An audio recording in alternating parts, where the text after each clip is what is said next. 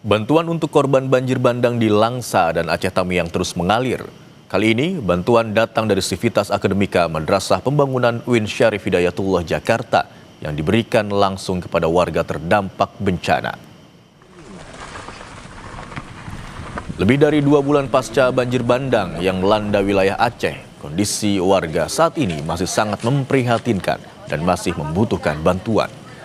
Berkaca dari kondisi ini, Sivitas Akademika Madrasah Pembangunan UIN Syarif Hidayatullah Jakarta tergerak untuk menyalurkan bantuan bagi warga terdampak bencana di Kota Langsa dan Aceh Tamiang. Bantuan senilai total 200 juta rupiah diberikan langsung kepada sejumlah warga yang terdampak. Selain kepada warga, bantuan juga diberikan kepada pondok pesantren serta pengelola masjid atau musola yang terdampak bencana.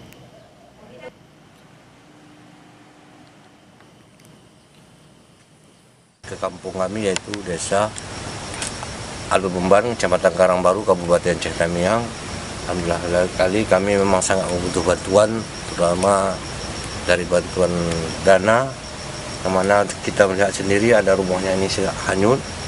Kami memberikan bantuan ini selain ke warga setempat, ini ke pesantren, ke masjid, dan ke tempat-tempat lain yang kena bencana. Mudah-mudahan bantuan kami ini bermanfaat untuk semuanya.